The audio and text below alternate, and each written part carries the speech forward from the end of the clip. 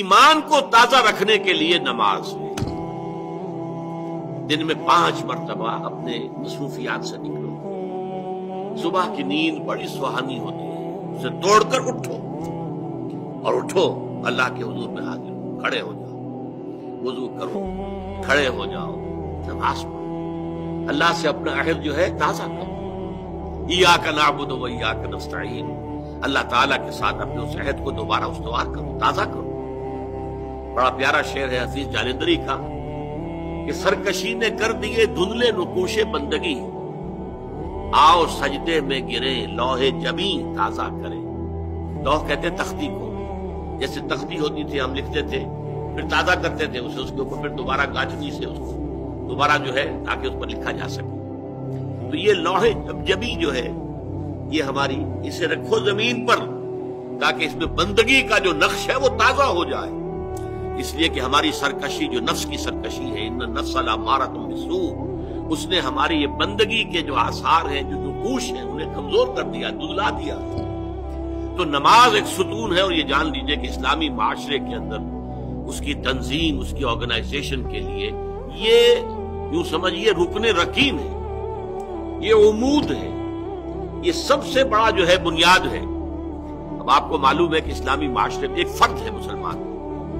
اس کی زندگی بھی اگر وہ نمازی ہے اور نماز کا حق ادا کرتا ہے، اس کی زندگی گویا کہ نماز کے گرد گھومتی ہے، اس کا سارا نظام الاوقات جو ہے نماز کے حوالے سے طے ہوگا۔ فلاں کام کرنا، اچھا بھائی عصر کی نماز کے بعد وہ کوئی ایسی اپائنٹمنٹ نہیں کر سکتا کہ جس میں عصر کی جماعت جو ہے اس کا معاملہ جو ہے وہ خطرے میں پڑ جائے۔ مغرب کے بعد اس کا سارا معاملہ چلے گا، اس کا روٹین جو ہے اسی کے گرد گھومے گا۔ یہ گویا کہ کھوٹا ہے جس کے گرد اس کے معمولات زندگی جو ہے، اس کی چکی جو ہے وہ چل رہی ہے۔ اسی طریقے سے معاشرہ اب 5 مرتبہ دن میں مسلمان مسجد میں جمع ہو رہا ہے، ایک امام کے پیچھے کھڑے ہیں، اور ایک دفعہ ہفتے میں جو ہے بڑی آبادی کے لوگ جو ہے مسجد جامع میں جمع ہو گئے۔ یہ اسلامی معاشرے کی ایک تنظیم ہے۔ سال میں 2 مرتبہ جو ہے آبادی سے باہر کسی بڑے کھلے میدان میں لوگ چلے گئے ہیں عیدین کے لیے، اور سال میں 1 مرتبہ جو ہے پوری دنیا سے کشاں کہاں کہاں سے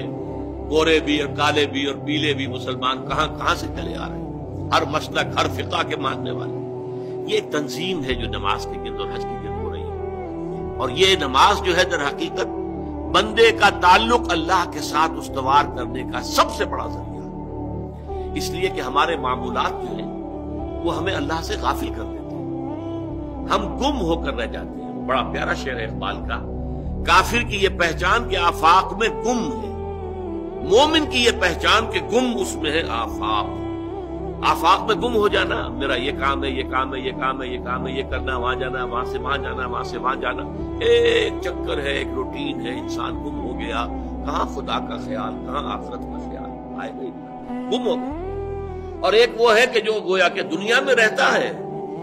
بازار سے گزرا ہوں، خریدار نہیں ہوں، دنیا میں رہو اور دنیا میں گم نہ ہو جاؤ،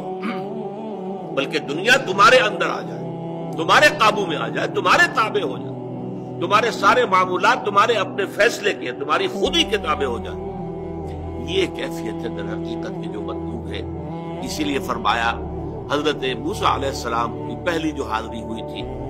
اور اسی میں انہیں رسالت عطا ہوئی، اس کی پہلی وحی سورہ طٰہٰ کے شروع کی آیات میں ہے، اقم الصلاۃ لذکری، دیکھو میری نماز میرے ذکر کے لیے، میری یاد کے لیے نماز کو قائم رکھو۔ الصلاۃ عماد الدین حضور فرما رہے ہیں، یہ دین کا ستون ہے، اس دین کی عمارت اس پر